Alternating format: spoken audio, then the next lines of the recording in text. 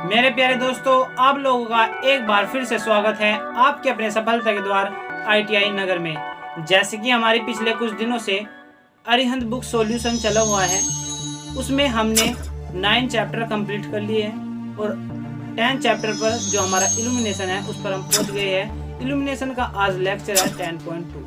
10.1 में हमने 23 क्वेश्चन बहुत ही विस्तार पूर्वक समझे हैं और आज हम 10.2 में नेक्स्ट 23 क्वेश्चन कंप्लीट करेंगे। तो देरी न करते हुए बढ़ते हैं हम आज के फर्स्ट क्वेश्चन की ओर। फर्स्ट क्वेश्चन है हमारा, टंगस्टन तंतु लैंप की आउटपुट निर्भर करती है। देखिए, जो हमारा बल्ब में टंगस्टन तंतु होता है, फिलामेंट होता है, उसकी जो आउटपुट होती है वो किस पर निर्भर करती है। ऑप्शन में दिया है कांच के बल्ब के आकार पर, तंतु के ताप पर, लैंप के आकार पर, इनमें से कोई नहीं।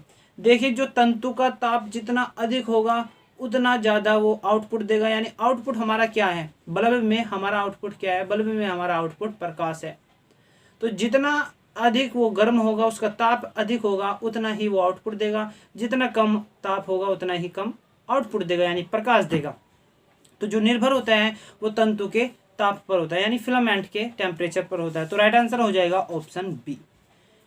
नेक्स्ट क्वेश्चन देखते हैं। नेक्स्ट क्वेश्चन में कहा है कि ट्यूबलाइट को डीसी पर प्रयोग करने के लिए आवश्यक अतिरिक्त युक्ति है। देखिए, ट्यूबलाइट को डीसी पर प्रयोग करने के लिए आवश्यक अतिरिक्त युक्ति पूछी है। इसमें कैपेसिटर, प्रेरक, ट्रांसफार्मर, ये हमारे तीनों किस पर कार्य करते हैं, ये हमारे एसी पर कार्य करते हैं। बचता है हमारा प्रतिरोध यानी रजिस्टर, ये केवल हमारा क्या होता है जो डीसी पर कार्य करता है। तो राइट आंसर हो जाएगा ऑप्शन डी। डीसी के लिए ही पूछा है, ठीक है। बढ़ते हैं नेक्स्ट क्वेश्चन की ओर। नेक्स्ट क्वेश्चन में कहा है कि गैस भरे टंगस्टन लैंप के प्रचालन के लिए कितना तापमान आवश्यक है।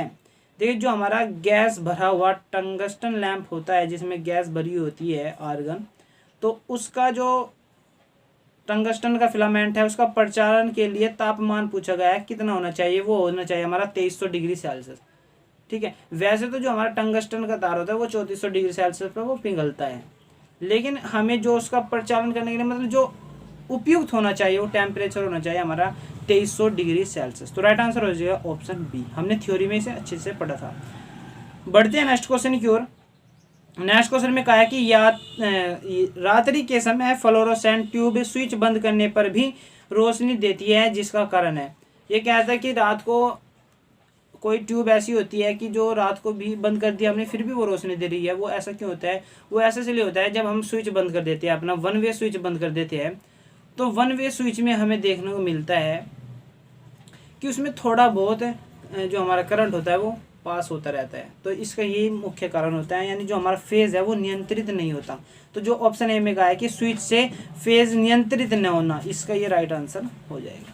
बढ़ते हैं नेक्स्ट क्वेश्चन की ओर। नेक्स्ट क्वेश्चन में कहा है कि HPMV, देखिए जो हमने मरकरी वेपर लैंप पढ़ा था उसके हमने टाइप्स पढ़े थे, उसमें एक टाइप्स था हमारा high pressure mercury vapour lamp. High pressure mercury vapour lamp कहता है कि लैंप में 250 वाट 250 वोल्ट के लिए पावर फैक्टर बनाने हेतु कितनी धारिता का कैपेसिटर प्रयोग किया जाता है। देखिए, अगर हमें 250 वाट 250 वोल्ट के लिए पावर फैक्टर बढ़ाना है तो हम जो धारिता का कैपेसिटर यूज करेंगे वो करेंगे हम 20 माइक्रोफैरड का। कितने का? 20 माइक्रोफैरड का। तो राइट आंसर हो जाएगा ऑप्शन बी। बढ़ते हैं नेक्स्ट क्वेश्चन की ओर। नेक्स्ट क्वेश्चन में कहा है कि लाइट हाउस, सर्च लाइट, सिनेमाघर, प्रोजेक्टरों में लैंप प्रयुक्त होता है। देखो, लैंप पूछ रहा है कि light house, search light, cinema घरों में कौन सा लैंप प्रयुक्त होता है। वो होता है हमारा कार्बन आर्क लैंप। कौन सा होता है? Carbon arc lamp. Right answer हो जाएगा ऑप्शन ए। बढ़ते हैं नेक्स्ट क्वेश्चन की ओर। नेक्स्ट क्वेश्चन में कहा है सूची दी है इसने और सूची का मिलान किए हैं। सूची देखो, सूची में दिया है zinc silicate, calcium tungstate, zinc beryllium silicate, cadmium borate.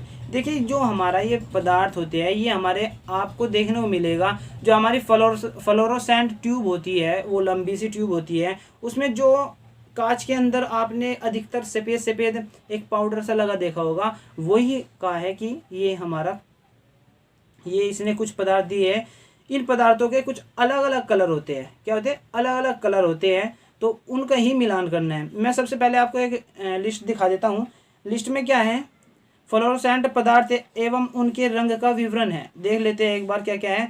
देखिए एक है हमारा नंबर 1 पर कैल्शियम टंगस्टेट। कैल्शियम टंगस्टेट का जो कलर होता है वो होता है नीला। अगर हम इसको उस फ्लोरोसेंट ट्यूब में अंदर की ओर चढ़ा देंगे तो वो नीला रंग देगा।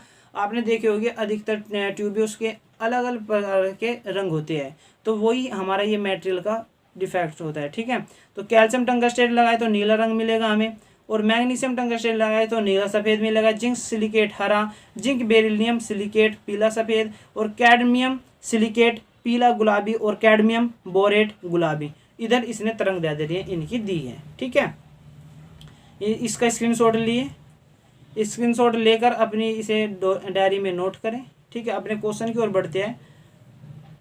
क्वेश्चन में देखो क्या दिया है इसने। सबसे पहले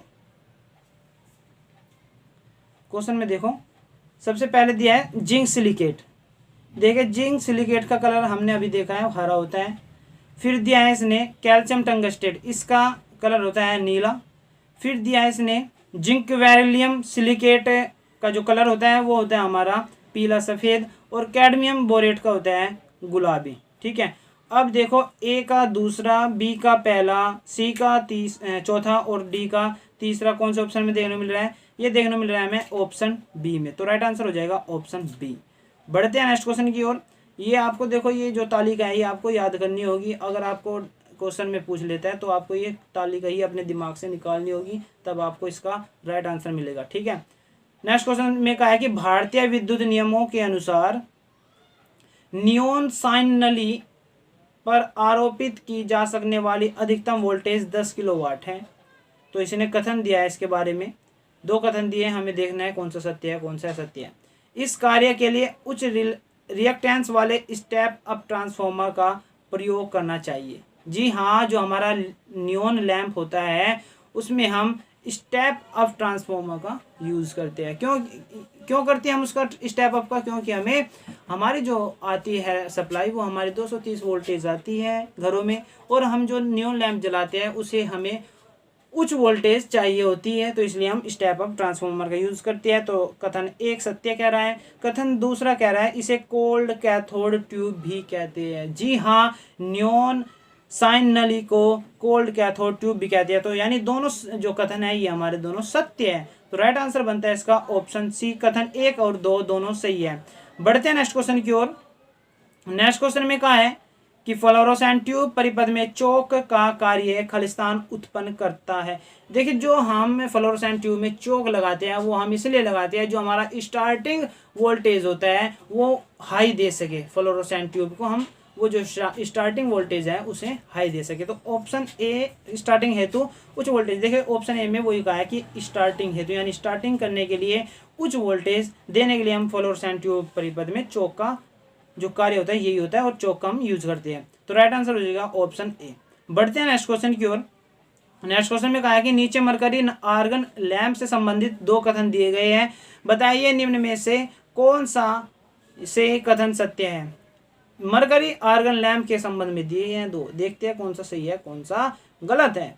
देखिए कथन फर्स्ट कहता है कि लैंप को 230 वोल्ट एसी स्रोत से संयोजित करने पर इलेक्ट्रोड्स के बीच स्पार्किंग प्रारंभ हो जाती है। जी हाँ, अगर हम 230 वोल्ट एसी दे रहे हैं तो जो 2 इलेक्ट्रोड्स होते हैं उनके बीच में जो स्पार्किंग की प्रक्रिया है वो प्रारंभ हो जाती है। और कथन द्वितीय में कहता है कि इनकी दक्षता लगभग 30 से 40 लुमेन प्रति वाट। देखिए लुमेन प्रति वाट आपको याद रखना है, ये इसका सीधा डायरेक्ट क्वेश्चन पूछ लिया जाता है कि जो हमारी बल्ब की दक्षता होती है, लैंप की दक्षता होती है, उसका मात्रक क्या होता है? उसका मात्रक होता है लुमेन प्रति वाट। ठीक है, तो ये कहा है कि इसकी दक्षता लगभग 30 से 40 लुमेन प्रति वाट होती है, ये भी सत्य है, यानी दोनों कथन सत्य है। तो राइट आंसर हो जाएगा ऑप्शन सी। कथन 1 और 2 दोनों सही है। बढ़ते हैं नेक्स्ट क्वेश्चन की ओर। नेक्स्ट क्वेश्चन में कहा है कि फ्लोरोसेंट लैंप तथा फिलामेंट लैंप की तुलना के संदर्भ में निम्न में से कौन सा से कथन सत्य है। देखिए फ्लोरोसेंट लैंप तथा फिलामेंट लैंप की ये तुलना कर रहा है। इस तुलना को करते हुए इसने 2 कथन दिए हैं जिसे हमें देखना है कौन सा सत्य है कौन सा असत्य है। तो कथन एक कहता है फ्लोरोसेंट लैंप गहरी छाया बनाती है। देखिए जो हमारी फ्लोरोसेंट लैंप होता है, जो फ्लोरोसेंट ट्यूब होती है, ये कह रहा है कि गहरी छाया बनाता है जबकि वो हल्की छाया बनाता है, यानी जो कथन 1 है ये गलत बोल रहा है। और जो हमारा फिलामेंट लैंप होता है वो, हाँ, उसे कह सकते हैं कि वो गहरी छाया बनाता है। लेकिन यहाँ पे फ्लोरोसेंट का इसने जिक्र किया है, वो गहरी छाया नहीं बनाता, वो हल्की छाया बनाते हैं। तो जो कथन एक है ये हमारा गलत है। ठीक है, जो कथन एक है वो हमारा क्या है, गलत है। द्वितीय कथन में देख तो फ्लोरोसेंट लैंप का जीवन काल फ्लोरोसेंट की तुलना से 7 गुना होता है। जी हाँ, जो हमारी फ्लोरोसेंट लैंप है, जो फ्लोरोसेंट ट्यूब का जीवन काल होता है वो फिलामेंट की तुलना में 7 गुना होता है। ये बिल्कुल सही कह रहा है। यानी जो हमारा राइट आंसर बनता है वो बनता है ऑप्शन बी, यानी कथन दूसरा ही हमारा सही है, फर्स्ट हमारा गलत है। ठीक है, बढ़ते हैं नेक्स्ट क्वेश्चन की ओर। नेक्स्ट क्वेश्चन में कहा है कि निम्न में से सत्य कथन छाटिए। देखिए इसने यहाँ पे 4 कथन दिए हैं, इसमें 3 कथन हमारे गलत हैं और 1 कथन हमारा सही है, वो हमें छाटना है। ए देखो क्या कहता है कि फ्लोरोसेंट ट्यूब की आयु लगभग 5000 से 7500 कार्य घंटे होती है। देखिए जब हमने फ्लोरोसेंट ट्यूब पढ़ी थी अपनी थ्योरी में, तब भी हमने यही देखने को मिला था कि जो उसकी आयु होती है वो लगभग 5000 से 7500 घंटे होती है। तो यानी जो हमारी ये सही कह रहा है। बी में कहता है कि नियोन लैंप में 50 मिमी दाब पर नियोन गैस भरी जाती है। ये बिल्कुल गलत कह रहा है। नियोन लैंप में 50 मिमी दाब पर नहीं बल्कि 10 मिमी दाब पर गैस भरी जाती है। कितने पर? 10 मिमी दाब पर। ये डायरेक्ट क्वेश्चन भी पूछ लिया जाता है कि जो हमारा नियोन लैंप है उसमें जो गैस भरी जाती है वो कितने दाब पर भरी जाती है? वो भरी जाती है हमारी 10 मिमी दाब पर। ठीक है, ऑप्शन सी में कहा है कि आर्क उत्पन्न करने के 1.5 से 8 मिमी का एयर गैप होना चाहिए। ये भी बिल्कुल झूठ बोल रहा है। हमारा होना चाहिए, हमने जब थ्योरी में पढ़ा था वो पढ़ा था हमने 1.5 से 6 मिमी का एयर गैप। इसने दिया है 8 मिमी का। ठीक है, यहाँ पे होना था 6 मिमी। तो ये भी इसका गलत है और उपरोक्त सभी ये भी गलत है। यानी जो हमें देखने को मिल रहा है वो हमें देखने को मिल रहा है जो ऑप्शन ए है यही सत्य बोल रहा है। तो जो ऑप्शन ए है इसका राइट आंसर हो जाएगा। बढ़ते हैं नेक्स्ट क्वेश्चन की ओर। नेक्स्ट क्वेश्चन में कहा है कि यदि किसी लैंप को उसकी अंकित वोल्टेज से कुछ कम वोल्टेज पर प्रचालित किया जाए तो उसकी कार्यकारी आयु का क्या होगा? मतलब इस कोई लैंप है उस पर कोई अंकित वोल्टेज हमारा 230 वोल्टेज है और ये कह रहा है अगर मैं 230 के बजाय उसे 200 पर प्रचालित करूं तो उस लैंप की जो आयु होगी वो क्या होगी? ठीक है, कार्यकारी आयु वो हमारी बढ़ जाएगी। यानी जब हम उसे कम वोल्टेज पर चलाएंगे तो उसकी जो कार्यकारी आयु है वो बढ़ जाएगी। तो राइट आंसर हो जाएगा ऑप्शन ए। बढ़ते हैं नेक्स्ट क्वेश्चन की ओर। नेक्स्ट क्वेश्चन में कहा है कि सामान्य चौक की तुलना में इलेक्ट्रॉनिक चौक का प्रयोग करने से विद्युत की खपत कितने प्रतिशत कम हो जाती है? ये कहता है कि फ्लोरोसेंट ट्यूब में हम 2 प्रकार की चौक का यूज करते हैं। एक हमारी सामान्य चौक होती है, एक होती है हमारे इलेक्ट्रॉनिक चौक। ये कहता है कि अगर मैं सामान्य चौक की जगह इलेक्ट्रॉनिक चौक का यूज करता हूँ तो कितने % हमारी जो विद्युत खपत है वो कितनी कम हो जाएगी? वो हो जाएगी हमारी 40%। तो राइट आंसर भी हमारा ऑप्शन सी हो जाएगा 40%। बढ़ते हैं नेक्स्ट क्वेश्चन की ओर। नेक्स्ट क्वेश्चन में कहा है कि नीला रंग प्राप्त करने के लिए फ्लोरोसेंट ट्यूब में कौन सा मुख्य बेसिक फ्लोरोसेंट पाउडर का प्रयोग किया जाता है? देखिए मैंने आपको लिस्ट भी दिखाई थी, उसमें नीला कलर किसका था? वो था कैल्शियम टंगस्टेट का। नीला कलर किसका था? Calcium tungstate. यही पूछ रहा है कि अगर मुझे नीला रंग प्राप्त करना है तो मैं फ्लोरोसेंट ट्यूब में कौन सा कलर कौन सा पदार्थ भरूंगा पाउडर के रूप में? तो वो होगा हमारा कैल्शियम टंगस्टेट। ऑप्शन सी हमारा राइट आंसर हो जाएगा। बढ़ते हैं नेक्स्ट क्वेश्चन की ओर। नेक्स्ट क्वेश्चन में कहा है कि सोडियम वेपर लैंप की औसत जीवन अवधि क्या होती है? जो हमारा सोडियम वेपर लैंप है उसकी औसत अवधि पूछ रहा है कितनी होती है? वो होती है हमारी 3000 घंटे। कितनी होती है? 3000 घंटे। तो राइट आंसर ऑप्शन सी हो गया।